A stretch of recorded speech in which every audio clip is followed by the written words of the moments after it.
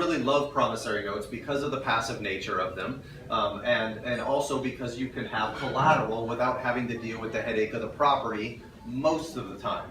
If you have a problem, that's when you have to deal with the property, okay? And those problems can be mitigated by making sure you understand who you're lending money to, making sure you understand what their incentive is, how much money they have into the deal, what your loan to value is on those deals.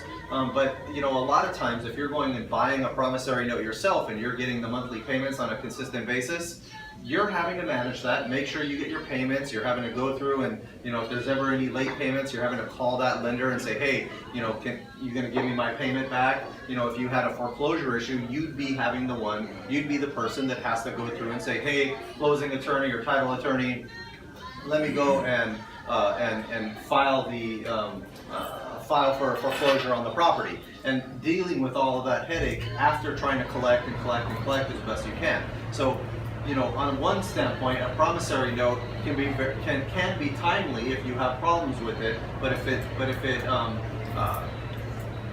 you have no problems, then it can be very passive.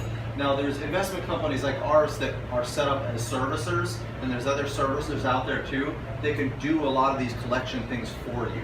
So a lot of these servicers will charge you money to do the foreclosure and all that kind of stuff. I like to do that stuff in-house because I have personal relationships with my people that I loan money to. And so when we deal with private investor capital, we go through and help lend their money out to other people, where we'll lend it first and then borrow money against our promissory note as collateral.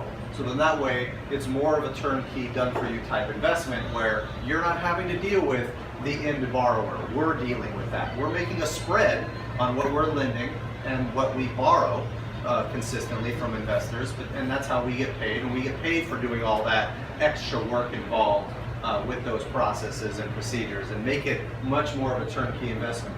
No matter what happens on the back end, if we're getting payments or not, our investors are still continually getting paid.